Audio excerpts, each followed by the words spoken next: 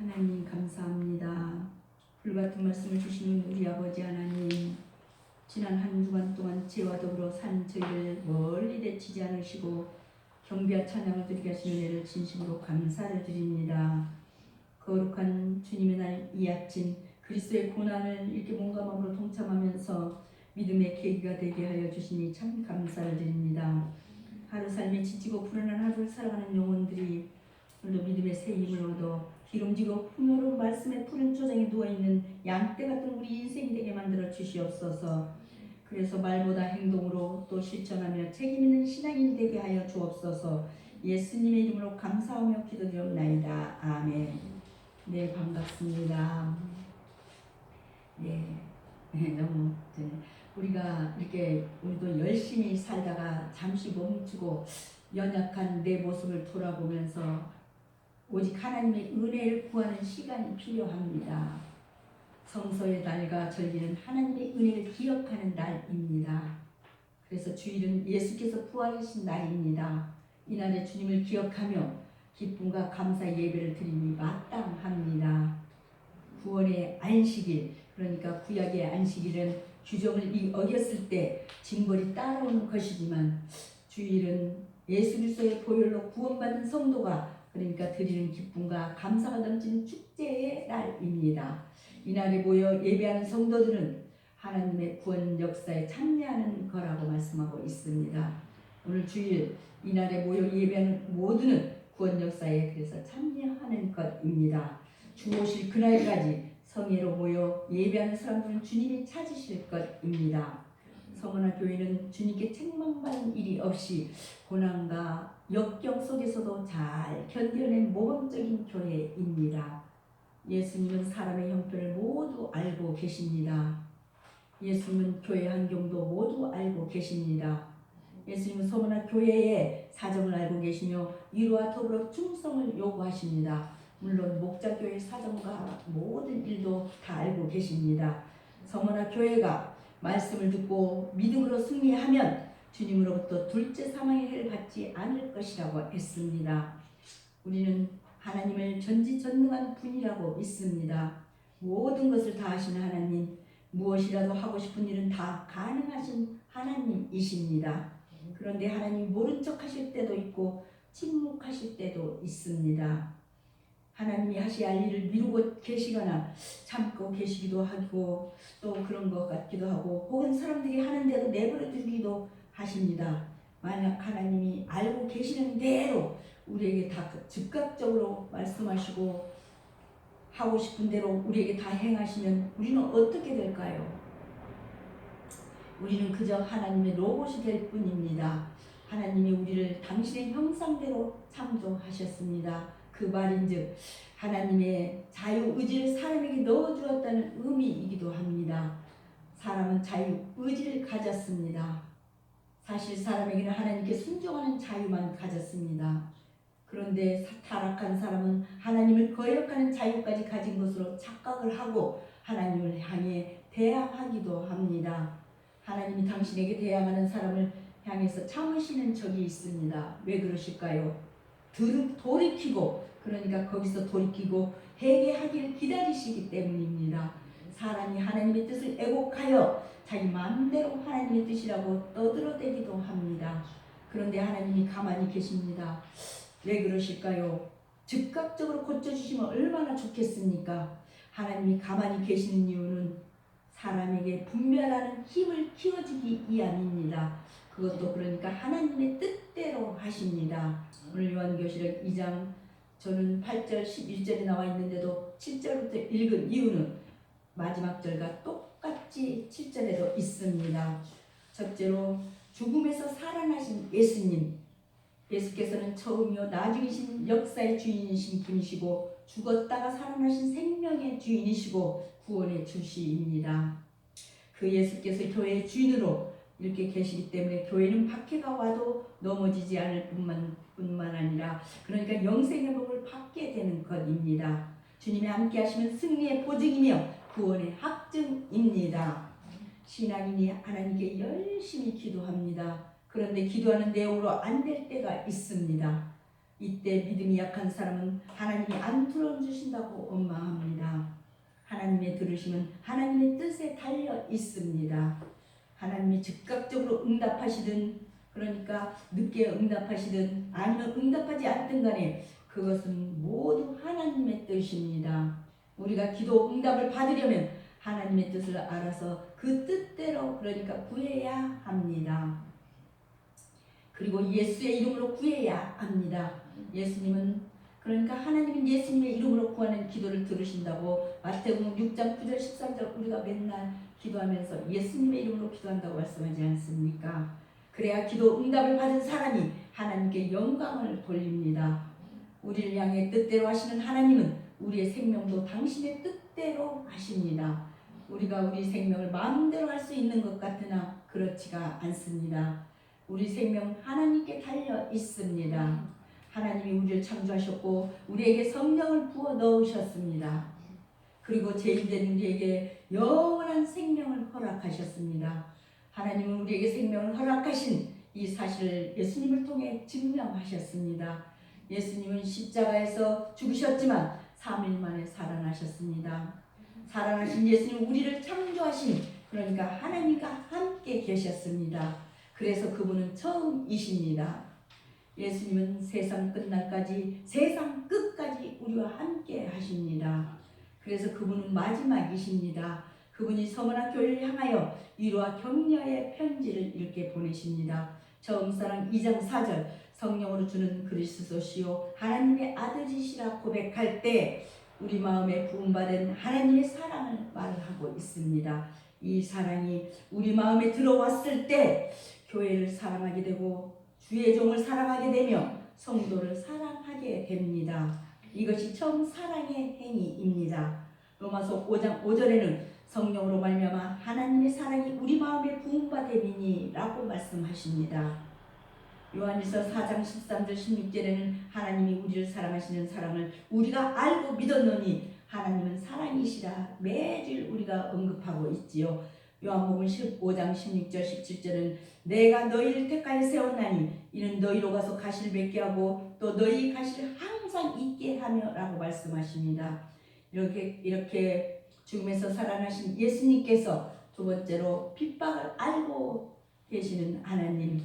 에베소에서 목회하던 사도 요한은 에베소에서 북쪽으로 대략 40km 정도 떨어진 그녀니까 서머나 교회를 돌아봤을 터이고 따라서 그곳 교회 사정도 잘 알고 있었습니다. 그런즉 사도 요한은 서머나 교회에서 예수 그리스도를 처음이요 나중이요 죽었다가 살아나시니라고 오늘 8절로 소개를 했습니다.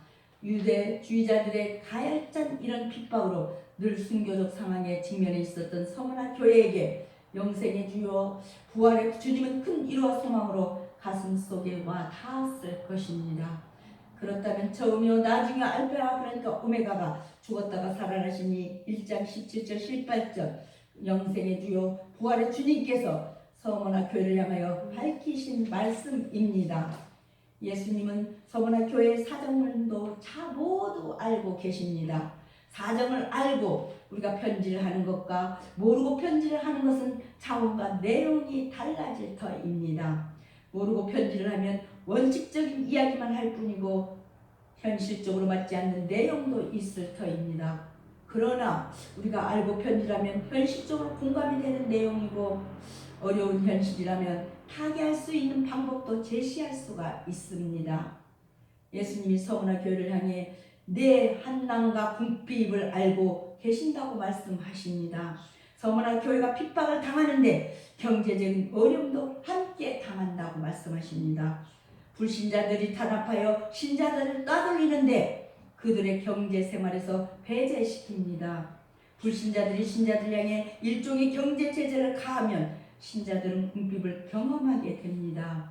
그런데 예수님은 서머나 교회를 향해 실제로는 부요한 사람이라고 말씀을 하십니다. 돈이 부족해도 풍성한 은혜를 누리며 배고프지만 하나님의 사랑은 풍성하다. 세상의 소유가 사람의 존재를 결정하지 않습니다. 하나님과의 관계가 사람의 존재를 이렇게 결정하게 줍니다. 그리고 예수님은 자칭 유대인이라는 사람들이 서머나 교회를 비방하는 것도 알고 계십니다. 하나님의 뜻을 말하지만 하나님을 대적하는 무리들입니다. 그런 사람들이 집단을 이뤄 힘을 갖고 핍박을 합니다. 그럼 집단을 이뤄서 힘을 갖고 하면 얼마나 힘이 세겠습니까? 서머나 교회는 이렇게 한나가 궁핍 속에서 스스로 이축되고 의기소침하여 낭망할 수밖에 없는 상황에 있었으나 주님 앞에서는 부요한 가운데 있었다는 것입니다. 그들에게는 유대인의 비방도 있었으나 실제는 사탄의 계략이었습니다. 우리는 우리의 고난을 알아주는 이가 있을 때 위로를 받습니다. 예수님은 위로뿐만 아니라 참으로 도와주십니다. 이렇게 핍박을 알고도 계신 예수님께서 위로뿐만 아니라 참으로 도와주십니다. 세 번째로 충성을 강조하신 예수님. 예수님께서는 이렇게 서머나 교회가 당하는 한나가 궁핍을 다 아신다고 말씀하시면서 사실은 내가 부유한 자라고 칭찬을 하셨습니다. 예수님 서머나 교회의 사정과 형편을 모두 알고 계십니다. 고난과 궁핍 그리고 유대인의 비난도 알고 계십니다. 그런데 서머나 교회에 더 큰 어려움이 닥칠 것입니다. 예수님이 사정을 알고 계시면 이쯤에서 멈추도록 해주셔야 하는데 예수님이 서머나 교회를 더 어렵다고 방치하시는 듯합니다. 실제로 예수님이 방치하실까요? 그렇지 않습니다. 예수님이 서머나 교회를 향해 강한 신앙을 갖도록 잠시 기다리십니다. 사람에게는 예수님의 기다림이 매우 힘든 일이지만 그 어려움을 통과해야 비로소 강한 신앙인이라고 인정을 받습니다. 예수님 서머나 교회를 향해 장차 받을 고난을 두려워하지 말라고 하십니다. 앞으로 마귀가 교인들 중에서 몇 사람을 감옥에 가둘 것이다.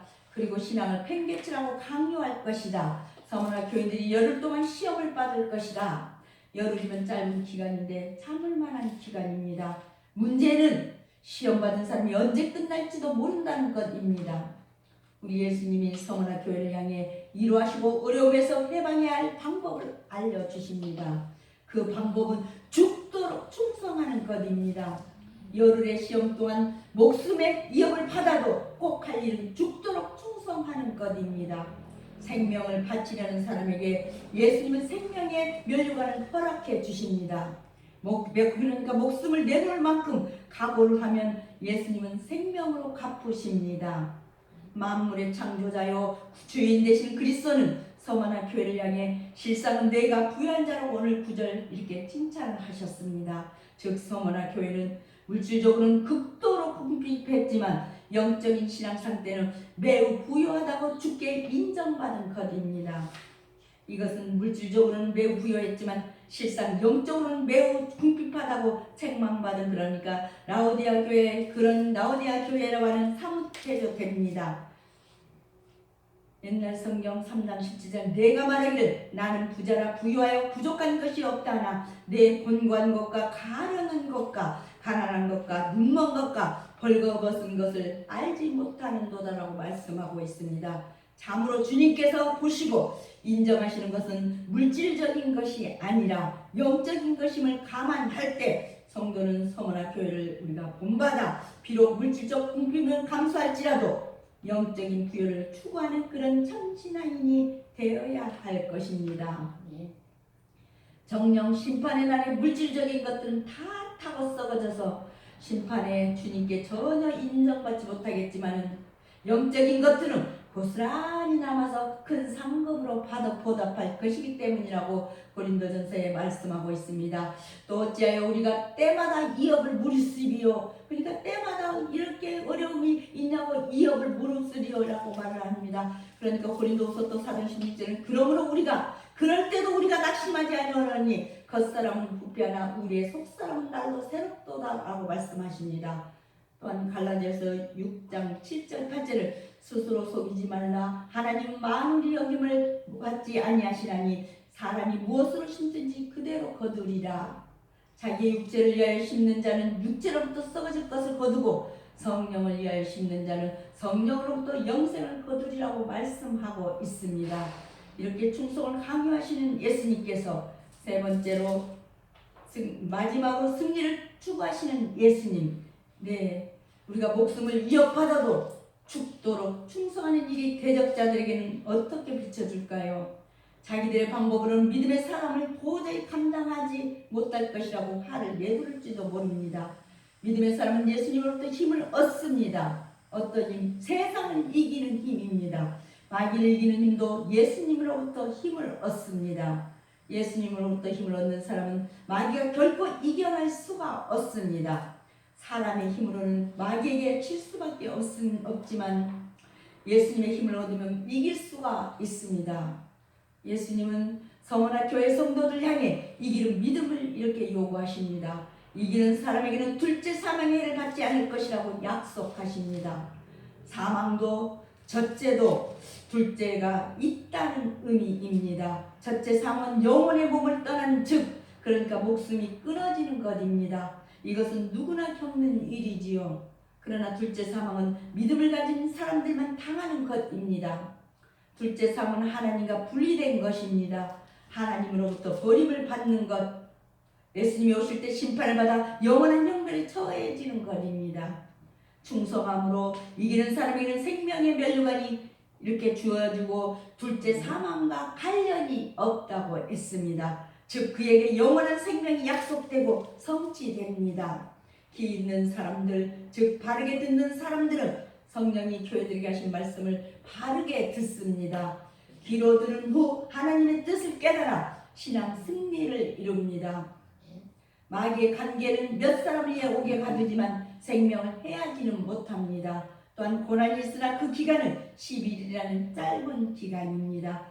그러므로 죽도록 충성하라고 이렇게 하십니다. 이 말씀은 죽는 날까지 죽을 힘까지 다해야 한다는 그런 말씀입니다. 그렇게 하면 예수께서는 생명의 간을 주리라고 약속하십니다. 이 생명의 말씀에 약속을 믿고 끝까지 그러니까 예수님을 주로 시인하다가 순교의 영광을 얻는 성도가 되어야 하겠습니다. 사랑하는 우리 목자교회 가족 여러분, 이렇게 주님께서 약속하신 바 생명의 면류관을 적당히 대충 달라고 싸우는 자들은 결코 취할 수가 없습니다. 마귀가 어떤 형태로든지 간에 가는 이 10일 동안에 10일이 되잖아요. 10일 동안 시험과 한나는 모든 시험과 한나는 그렇게 만만하지가 않습니다. 단 하루도 견디기가 힘듭니다. 사도 바울이 일러준 대로 하나님의 전신갑주를 취한 후에 그러니까 에베소 6장 10절 17절은 하나님의 전신갑주를 취하라고 했습니다. 계시록 13장에는 짐승을 대적하고 한날 이긴 후 인자 앞에 서기 위해서는 반드시 하나님의 전신갑주를 입어야 한다고 말씀하고 있습니다. 그러니까 순교의 각오로 죽도록 싸우지 않으면 안 되는 것입니다. 성원아 교회는 이 같은 자세로 마귀와 싸웠기 때문에 그러니까 에베소 10장 14절에는 진실로 너희 허리띠를 띠고 그러니까 하나님 말씀으로 늘 무장하라는 말씀입니다. 많은 순교자들이 나왔고 그 결과 주님께 책망받는 일 없이 칭찬과 더불어 생명의 면류관을 약속받았던 것입니다. 그렇다면 오늘날은 어떻습니까? 마귀가 주는 한나가 시험은 반드시 매서운 채찍질만 있는 것이 아닙니다. 달콤한 유혹, 그러니까 달콤한 홍담으로도 유혹합니다. 사실 마귀는 무섭고 똑똑한 방법으로 초대교회를 쓰러뜨리려고 했지만 실패했었습니다. 그래서 지금은 오히려 부드럽고 달콤한 방법으로 시험하고 있습니다. 따라서 환난과 고통 가운데서 이렇게 환난과 고통과 가난 가운데서 신앙의 정절을 지키는 것도 매우 귀하고 중요하지만 또한 자유롭고 풍요로운 신앙 환경 가운데서 순결하고 열심히 있는 신앙생활을 유지한다는 것도 못지않게 중요하고 어렵습니다.